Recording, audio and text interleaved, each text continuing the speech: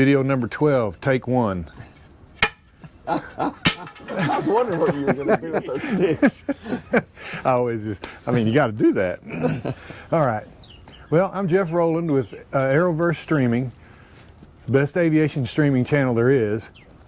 If you hadn't checked it out, go over to aeroverse.com or go on the App Store and get the Aeroverse app and just check out what we've got. We're doing a series of YouTube videos here to help introduce Aeroverse to more people, and that's what we're doing today. And I said this is video number 12. That Charles, the owner of Aeroverse, is usually with me, but today he let me out on my own. He must have lost complete control of the company, basically.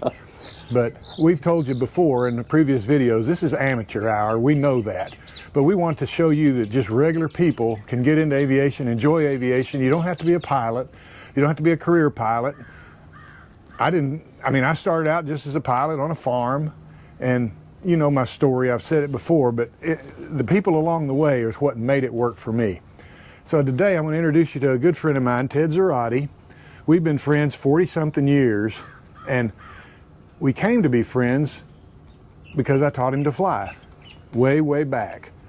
And right actually within a couple of 100 yards of this spot where we're sitting. Sure. This is Ted's family estate, and his dad passed away a few years ago. He was 99 years old. He was a career Air Force guy. And anyway, they put all this together. Ted still caretakes it and raises cows, but he's also a pilot, a private pilot, and has had a lot of fun with it. It's made, I think, a lot of difference in his career. He was in the aviation parts distribution business, I know that, back in Fort Worth, but he's been with PPG, Pittsburgh Plate and Glass, for 25 years. He's in sales, and as he winds down his life towards retirement, that's what enters our story today. I personally think, Ted, welcome anyway, by the way, that your background in this distribution and paint and all that stuff has assisted you in your PPG job, no question. Am I right? Yeah. I think you specialize in the windshield division now. Windshield and paints and sealants. Yeah, most people out there don't realize how involved a windshield is for say a jet airplane or a space shuttle or anything, even a crop duster. I mean, exotic windshields are, in a word, exotic. I know flying behind them in all the years in airlines, you know, they look real thick and stuff because they are. They're multiple layers of glass and plastic and electrodes and keeps them warm and all kinds of interesting stuff. It's a very big industry. And PPG's been around how long, Ted? Probably 165, 70 years. It's one of the great American companies. It truly is, like Boeing and you know, it's a great American company. It's 70-something thousand, 70,000 employees or something. Yeah, it is. It's a big deal. Ted's a big part of it too. He's well thought of, I know, and he goes all over the world with this part of his job. But anyway, he's winding this down, I know. I mean, retirement isn't retirement to guys like me and him. And but as he winds it down, we think back on this airplane he has. And I taught him to fly in this airplane. It's a Piper J3 Cub. It's not just any Piper J3 Cub. It's a clip wing version, the Reed clip wing, which is an STC conversion, which makes it a little more aerobatic. And I got to fly this airplane before I even met Ted. It was owned by one of our local big aerobatic guys, David Martin, which, if you're on Aeroverse, we did a whole episode on him.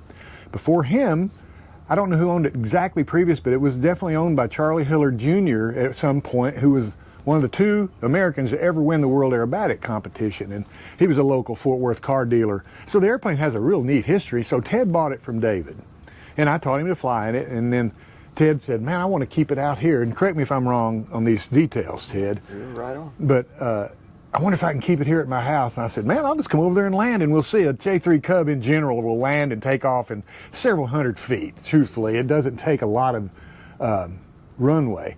So Ted, I did bring it over. You remember that day? Yeah. What did it look like to you? Crazy man coming in? Well, always. But yeah, you landed it with no problems, and you know it was like 1,200 feet. Yeah. And, of runway, I mowed it and got it ready, and you came over and landed it. Which was no big deal for a Cub, right? Not to you. Yeah, nah, and to him either. I taught him to fly. He's perfectly fine. But you built a little hangar for it. There's more to that. Yeah. How's that? Well, I lost my eye when I was like 18 years old. I only have one eye. And I wanted to be a pilot. And I talked to some other people, and I couldn't find anybody to actually teach me how to fly. And I told Jeff, you know, that I wanted to learn how to fly, and he said, it's no big deal. I told him I had one eye. He said, it's no big deal. And so after a short period of time, he taught me how to fly, and I flew with the FAA. I had to get a special waiver, they call it, right? And flew with a special FAA person at Meacham Airport, right. And I got my pilot's license. But he's the one that took the risk on. I guess that's nice to hear. I do remember all this, but it's been a long time, 40-something years. Yes, it is. But I was familiar with the waiver process because I have a deficient color vision. And that was automatically eliminates you from airline flying and all that. So it was a real downer for me when I found that out. But I found out about the waiver program. So I too rode with the FAA, and I thought, you know what, you can overcome this kind of stuff. Heck, there's a girl out there now that flies with no arms. You know, well, there's a will. So we used to say, where there's a will, there's a lawyer. But really, it's where there's a will, there's a way. We know that. And these kind of examples are part of that. You can overcome a lot of stuff. And the feds will work with you. They're pretty good, and they're better than they used to be. You have one little physical problem, you're out, no professional flying. But I overcame that and had a long aviation, professional aviation career. And but having that in my background told me, Ted, hey, you can do this. I instructed a guy one time that had no fingers on one hand, and so he couldn't fly from the left seat because he couldn't tune the radio. So there's this hand, and so he made a special thing in the right seat and clamped his hand into so he could fly and then tune the radios. And he had a waiver, and he was a crop duster by trade. And so these things can be overcome. I don't mean to belabor this, but we've got a lot of background here, and this airplane's a big part of it. Well, so one day Ted had it in a little hangar here. I'm telling you, this is like a picture postcard placed, a 1,200-foot strip, a little lean-to T hangar, out of the weather, a beautiful clip-wing Cub, and just a picture-perfect thing to have in your backyard. And then the cows, or was it cows or horses? Cows got in there and chewed the fabric off one day, which they'll do. And the fabric job, especially in the 80s, wasn't that big a deal. But the reality was, Ted goes, I'm going to recover it. And then we're young men in our 20s, and all of a sudden, work, life gets in the way, and before we know it, I'm retired. Ted's thinking about retiring. He goes, you know, my Cub's still in there in the darn barn. It's ready to go back together. And so that today is going to show you this is a classic barn find. But I wanted to be up front. We knew about it, but it's amazing how that just disappears in our mind for decades. And then it's still sitting there. Well, now they're a really valuable commodity. As a project, they're not worth a lot, you know, in the big scheme of things, but as a flying airplane, a clip-wing Cub with this kind of history is really pretty valuable. And on top of that, it's a lot of fun to fly. They're a terrifically fun airplane to fly, I swear. If you're going to have a Cub, it might as well be a clip-wing. And if all things, there's one in my hangar as well. My son bought an old wrecked up Cub several years back. Then he got busy in life. He's in his mid-30s and in professional career, and you know, I said, well, maybe I'll spool up and do Ted's and Max's Cub all at the same time. I'd love to see them back in the air. So me and Ted thought, why not? So what we want to do is we want to walk over to Ted's barn and show you where it's been sitting for 40 years. And then I want to show you Ted's workshop that he's going to redo it in. All he did was take a couple of barns that were here and close in between them and frame it up himself. He's got a car in there right now he's overhauling, but he says, hey, this is where I can rebuild a Cub. I'm like, yes, you can, because I did my Buicker in a dirt floor garage. Remember when we met? Yes, we did. Yeah. And so we're going to show you that today, and then as the work progresses, we'll make more videos and give you the progress. All right, let's go. We'll walk over here, and you can kind of view Ted's estate here. Mark will take a few videos. We just landed right out here, and with 1,200 feet. In today's day and age,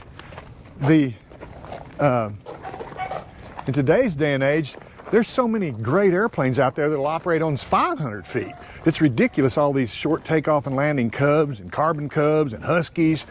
And a J3 is kind of a landlubber compared to some of those, and it'll operate easily. And a lot of people don't realize that Mr. Van Gusten started the Van's aircraft, and don't forget, he was a real, not a cheapskate, but a frugal guy.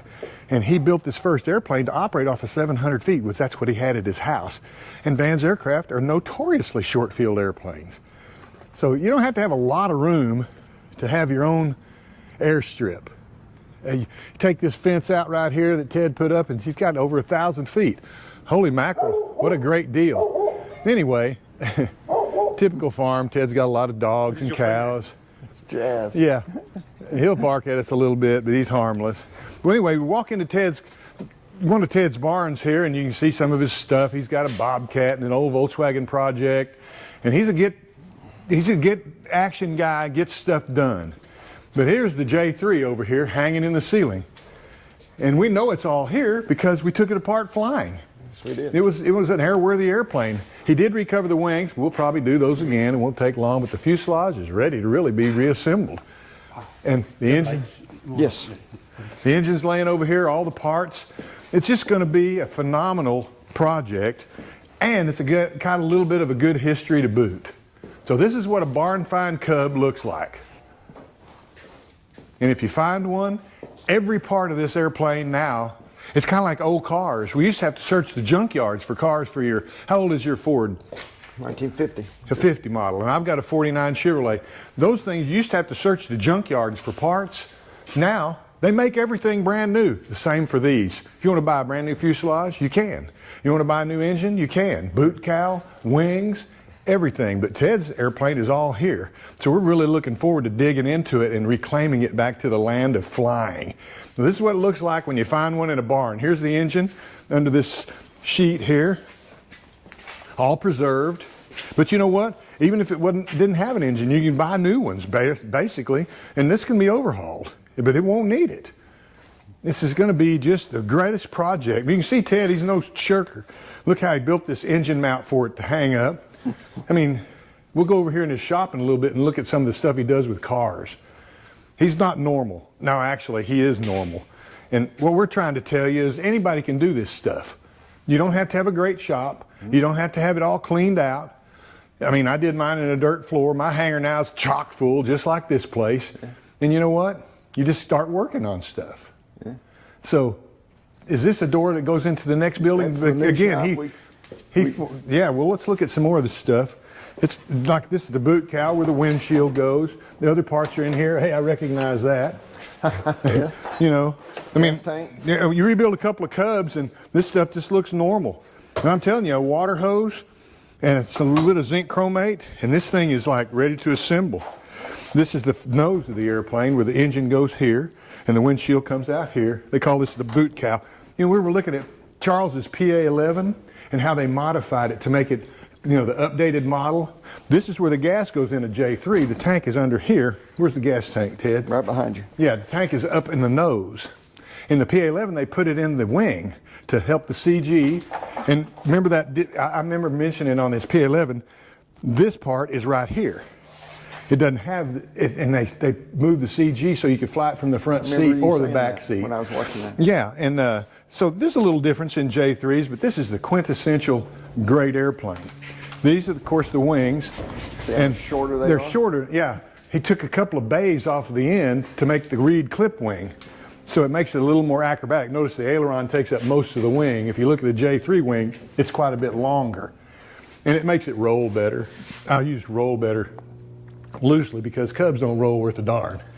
But it does do it, and it is acrobatic, and it's a great trainer and fun airplane. Absolutely great.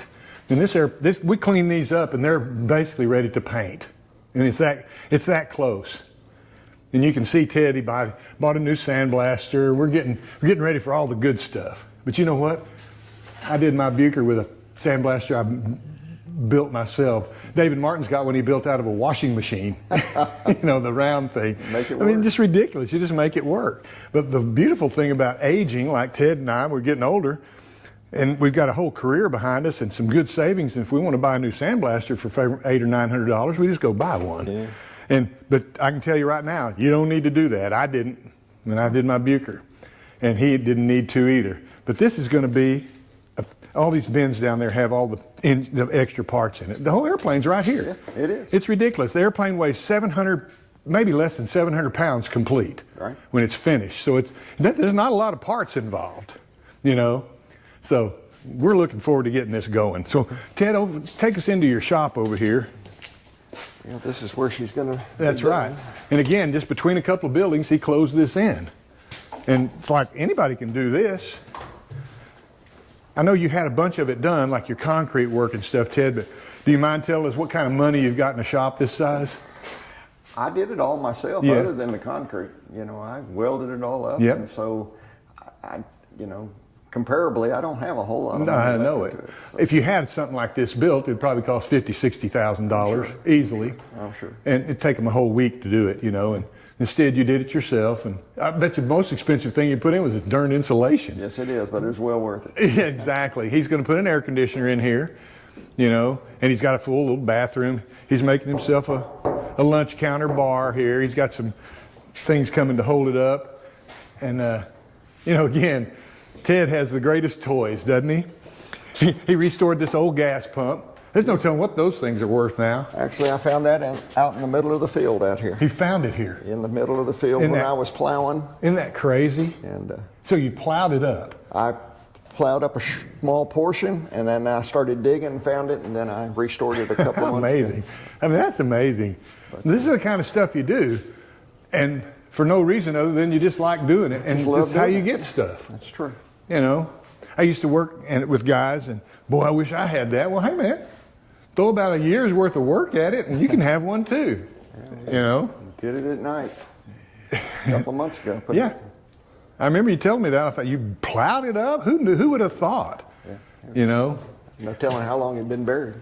So Ted had the hots for one of these little Chrysler station wagons that were really cool. They came with Chrysler Hemis, and the guy built him an engine for it, and he's fixing to put that in. And there's the engine now. I'm sure you car guys out there will be drooling. I mean, holy mackerel, Ted. It's been fun. Do I see it's got dual ignition? Is that what that is with two plugs? What's going on? This is the first Hemi I've ever built. Wow. A lot of Chevrolets and Fords. Wow. This is the first Hemi. Wow. Ted, you have to open the door for him. Yeah, I went kind of crazy on that. Yeah, check I put this out. Lambo doors hinges on it the other day. And, he just did this the other day. Oh. So, yeah, it's been fun. That's a good question, good way to put it. So, as the Cub project moves into here, and we start cleaning it up and doing some assemblies, we'll get some more videos for you. But I wanted you to see how a plane that's found in a barn does happen. And it isn't that we hid this thing, or he hid this thing for all these years. Heck, it just falls out of your mind, and it's secured, and you just don't think about it. You're busy in this world raising kids and making a life and all the things that occur, but at some point it's going to come back. Yeah. And there's more of this stuff out there, lots more of it. And it's like the old car world. You know, all the good projects are kind of used up where you can just put it together and fly it off. Now we're getting into stuff that's kind of rusted out. It's okay because you can get new parts for it, but Ted's is a real anomaly. It is in primo shape. It was flying. It is not far from being an airworthy airplane. We have to decide, okay, how far do we want to go here? Right. You know, it's just like you're doing on this car. Okay, I got in there. Oh, it needs a new power steering pump. Well, I think I'll sandblast this area and make it look brand new. Right. This is where we have to find out whether we want to draw the line, you know, and just get it flying quickly and have a neat little clip wing Cub, or do a full off restoration that'd win contests, which we don't care about. But it's hard not to just get every little piece out with that great sandblaster. Okay, man, prime that up and make it look perfect. But that is what it is. Yeah. And one day you do that to enough parts. And I've found this at several airplanes I've built and restored. One day you're out of parts. Hey, man. Oh, and you look over there and there's a whole airplane. Yeah. Crud. I think I put the wings on it and put some gas in it. We might be able to go flying here. A week later, you do. And so that's what we're looking for in this. Yeah. Anyway, Ted, I know I've done all the talking. I apologize. You have a very interesting story. And I've always been a great admirer of you. You've done some really exotic stuff. One day, Ted was on the 727 I was flying. We didn't even know it. He gets off. Jeff, you know. And that was one of the highlights of my career. I hardly ever saw anybody I knew, but it's really weird when I did. But it's like a real pleasure to have him ride along with me from something like New Orleans or wherever we were coming from, Little Rock or something, back in the 727 days. But I still remember that particular flight because he was on there. And I've always been a big admirer of his. Like I said, he's just a cool guy. He would do anything for me, and vice versa. A quick story: I come over every couple of months, and we have coffee or something, sit around, and try to solve the world's problems. You know, the usual old guy geezer stuff. And I'd been trying to put a propane tank in at my hangar for my generator. All-house generator that became popular a few years ago. And after the big freeze. Right. And I thought the propane companies are kind of strange. They're like, no, we're not putting a propane tank in there. You won't use enough. I'm like, oh, I can put more propane stuff in if I had a tank. But you're talking, there's no logic. But anyway, I just happened to mention it to Ted one day. I said, yeah, I'm having trouble getting a propane tank. I'm going to have to find one on Craigslist or something. He goes, man, I got one out back you can have. It's half full of gas. I said, well, man, I'll be glad to pay you for that. He didn't take a dime. He wouldn't take anything. It's just ridiculous to have friends like this who do it when I have absolutely nothing to offer them except just be a friend back. So anything he ever needs, I'm here, and vice versa. That's the kind of people in your life that affect you, though. That's true. And he's a big part of my life. Teaching him to fly in that Cub is not an insignificant thing for him, but it wasn't for me either. And this is how you push things along. But Ted, tell him, owning an airplane made the difference, didn't it? Oh, that's the reason I'm standing here right now. Yeah. Is the aerospace industry, the airplane industry. Charles and I talk endlessly about if you want to move forward in aviation, I don't care whether it's in the sales industry and PPG, most of the airplane enthusiasts aren't pilots. Let's face it, it's a popular thing. People love it. Yeah. You want to move forward, Charles and I are like, own an airplane. It puts a hyper focus on your life. Yes, it does. And even that thing sitting out here in the barn, you're an airplane owner. Yeah. And it directed you towards this business. It opens up so many doors. Yeah. It's had, I think, a great career. Oh, it's been a very blessed career. Yeah, without a doubt. Well, I can't think of anything else until we get that thing in here and start beating on it. Well, I'm excited. Yeah, can you think of anything else to add that'll interest our viewers? No. I'll tell you, we'll follow up with some more video when we move it in and how we're going to approach it. But in the meantime, I appreciate you watching. Thanks for checking in on us. Go to aeroverse.com, get the app. It's a great streaming channel. And we've got a YouTube channel to introduce you to it. That's where you'll see this first. But I think you'll want to come over and be on Aeroverse. It's going to be a big, big deal. We've got some great partners, some great videos, and it's just going to get better. So come check us out. I really appreciate you watching today, though. Thanks a lot. Thank you.